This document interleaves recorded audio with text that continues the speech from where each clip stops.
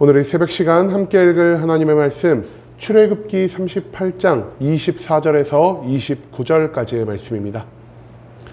출애굽기 38장 24절에서 29절까지의 말씀 여러분들을 대표해 제가 읽도록 하겠습니다.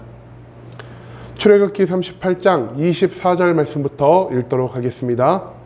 성소 건축 비용으로 드린 금은 성소의 세겔로 29달란트와 730세겔이며 계수된 회중이 드린 은은 성소의 세겔로 100달란트와 1775세겔이니 계수된 자가 20세 이상으로 60만 3550명인즉 성소의 세겔로 각 사람에게 은 한 배가 곧 반 세겔씩이라.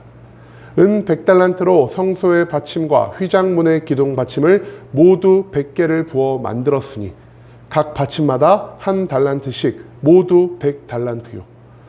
1775세겔로 기둥 갈고리를 만들었고 기둥 머리를 싸고 기둥 가름대를 만들었으며 드린 놋은 70달란트와 2400세겔이라. 아멘. 오늘 이 시간 우리는 청지기의 모습이라는 제목을 갖고 오늘 우리가 읽은 하나님의 말씀 함께 나누는 시간 갖도록 하겠습니다. 오늘 우리가 함께 읽은 출애굽기 38장에서 우리는 성막 건축에서 사용한 예물과 이 모든 것을 계수한 자들에 대해서 배울 수 있게 될 것입니다. 그렇다면 하나님은 왜 성막 건축에 사용할 모든 것을 계수하게 하셨으며 이 모습을 통해 우리에게 무엇을 가르쳐 주고자 하시는지 오늘 본문 말씀을 통해 우리가 이것들을 함께 알아갈 수 있는 시간이 될 수 있기를 소망하겠습니다. 하나님은요, 아론의 아들 이다말, 즉 제사장을 통해서 성막 건축을 위해서 모인 모든 것들을 계수하고 이것들이 어떻게 사용되었는지를 이스라엘에 공포하라 하셨습니다. 하나님은 성막 건축을 위해서 다양한 예물을 요구하셨으며 이스라엘 백성들은 하나님이 요구하시는 모든 예물을 믿음으로, 기쁨으로, 그리고 자원함으로 하나님 앞에 모두 가지고 나오는 아름다운 모습을 보였다라는 것입니다. 이 모든 것은 성막을 건축하기에 넉넉하게 모였고요. 하나님은 하나님이 지혜를 부어주신 즉 하나님의 영을 충만하게 하신 모든 장인들을 통해서 이 예물로 성막을 건축하기 시작하셨다는 것이죠. 하지만 여기서 우리는요, 성막의 건축을 위해서 어느 정도의 예물이 모였는지, 그리고 하나님이 왜 이 예물을 계수하게 하시고 공포하게 하셨는지를 한 번 더 생각해 볼 필요가 있다는 것입니다. 먼저 성막 건축을 위해서 어느 정도의 예물이 모였을까요? 하나님은 분명 성막의 건축을 위해 다양한 종류의 예물을 원하셨습니다.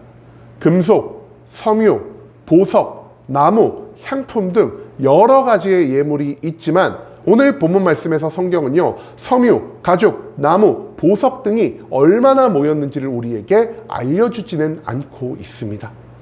왜냐? 이 모든 것은요, 각각의 무게와 기준 그리고 크기가 달랐기 때문에 이 모든 것을 일일이 기록한다면 성경 전체의 분량이 몇 배로 늘어나도 모자람이 있기 때문이라는 것이죠.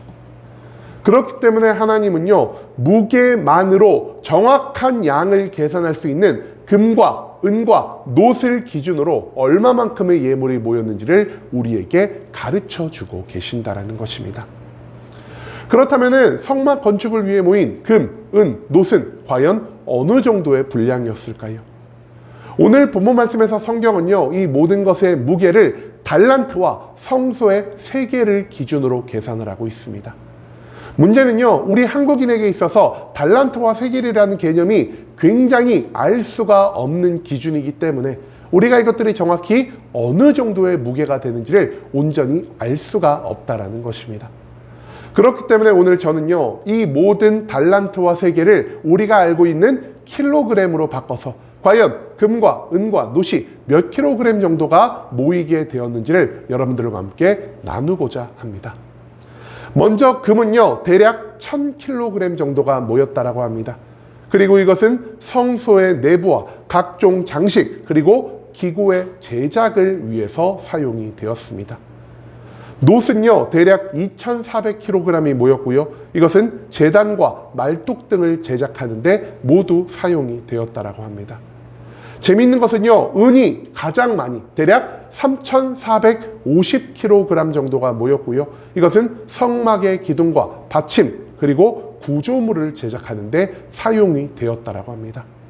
여러분, 그런데 금과 놋에 비해서 은이 무언가 훨씬 더 많이 모이지 않았겠습니까?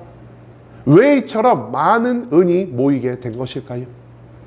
금과 놋은요, 하나님이 주신 마음에 따라, 기쁨에 따라, 믿음에 따라 자원하는 마음으로 많은 성도님들이 가지고 나온 것이지만, 은은 그 자원하는 마음뿐 아니라 하나님이 이스라엘 백성에게 명령하신, 즉 성전세를 함께 모아서 가지고 나온 것이기 때문에 금이나 놋보다 훨씬 더 많은 양이 모이게 됐다라는 사실을 오늘 본문 말씀은 우리에게 가르쳐 주고 있다라는 것이죠.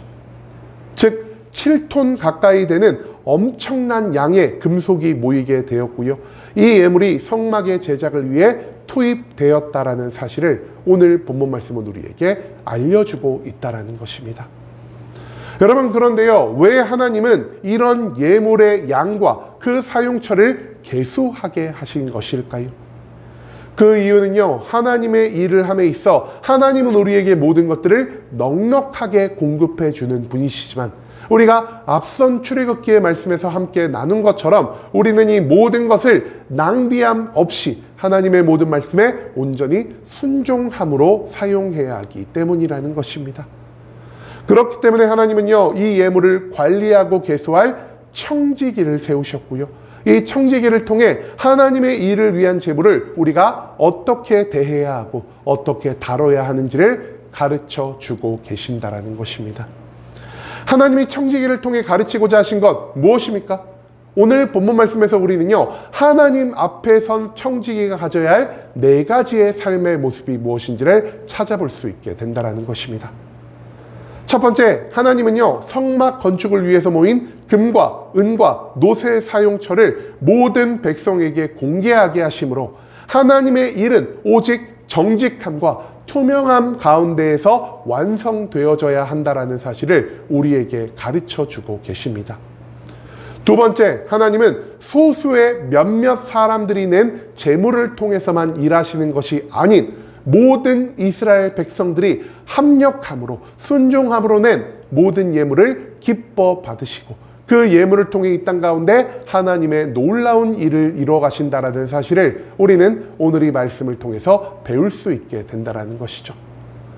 세 번째, 하나님은요, 컴퓨터도 없고 계산기도 없고 수학이 발달하지도 않은 상황 속에서 모든 것을 정확한 무게의 분량으로 계산하게 하심으로 하나님의 일을 감당하는 가운데 우리들이 하나님께 보여야 할 성실함과 정직함의 중요성을 가르쳐주고 계신다라는 것입니다. 마지막으로 하나님을 위해 모인 재물은요, 인간의 욕망과 인간의 필요를 위해서는 절대 사용되어서는 안 되는 것이요, 오직 하나님의 일을 위해 하나님의 영광만을 위해 사용되어져야 한다라는 사실을 하나님은 오늘 이 말씀을 통해 우리에게 선포하고 계신다라는 것입니다. 즉 모두가 합력하는 안에서 모든 일에 성실함과 정직함으로 그리고 투명하고 정확하게 하나님의 일을 감당하며 살아가야 하는 것이 언약 백성으로서 우리에게 주어진 청지기의 의무라는 사실을 하나님은 오늘 이 말씀을 통해 우리들에게 가르쳐 주고 계신다라는 것입니다. 마지막으로 우리는 이 모든 예물이요, 성소의 세겔로만 계산이 되었다라는 사실을 기억할 필요가 있겠습니다. 여러분, 성소의 세겔은요, 지역 그리고 상인마다 다르게 사용했던 일반적인 세겔과는 달리 언제 어디서나 완벽하게 똑같은 무게의 기준을 사용하는 것이라 할 수 있겠습니다. 한마디로 그 당시에 완벽하게 도량형이 통일되지 않았기 때문에 오늘날과 같이 은행 같은 게 없었기 때문에 상인들에 따라 그리고 지역에 따라 어떤 부분에서는 은을 많이 사용하는 것이 한 세겔로 규정되었고요, 어느 부분에서는 은을 적게 사용하는 것이 한 세겔로 규정이 되었다는 것입니다. 하지만 하나님은요, 인간의 마음에 따라, 인간의 기준에 따라 이 모든 것이 들쭉날쭉한 것을 원치 않으셨다라는 것이죠. 그렇기 때문에 하나님은요, 성소의 세겔이라는 것을 정하시고요, 이 성소의 세겔이 어떤 환경에서라도 변치 않는 무게를 유지하게 하셨다라는 것입니다. 즉 성소의 세겔이 정해짐으로 인해 하나님의 일을 하는 사람들은요, 완전한 표준을 잡고 그 모든 것에 낭비 없이, 그리고 공정함 가운데에서 하나님의 일을 감당할 수 있게 되었다라는 사실, 그것을 우리는 이 말씀들 가운데에서 찾아낼 수가 있다라는 것입니다. 하나님을 위해서 하는 모든 일은 정직하고 정결하게 해야만 하며 모든 것에 한결같은 기준과 마음가짐을 갖고 임해야 한다라는 사실, 하나님은 이 모든 것들을 성소의 세겔이라는 기준을 통해 우리에게 알려주고 계신다라는 것이죠. 여러분, 하나님은요, 우리들을 하나님의 청지기로 불러주셨습니다.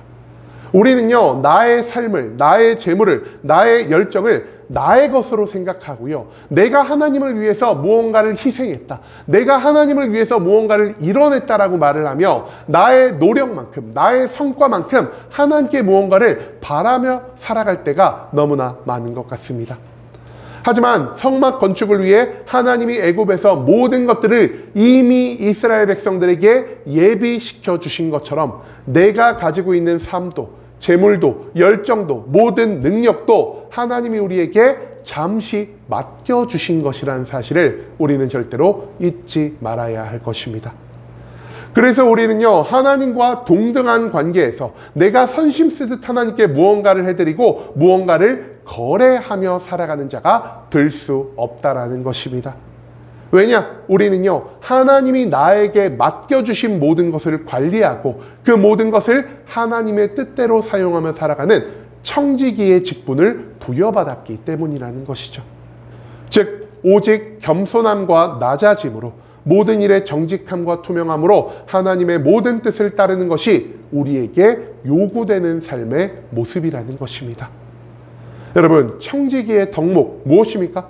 첫 번째로 청지기는요, 하나님을 향한 온전한 믿음과 하나님의 모든 말씀에 순종함을 보이는 삶의 태도를 갖춰야 할 것입니다.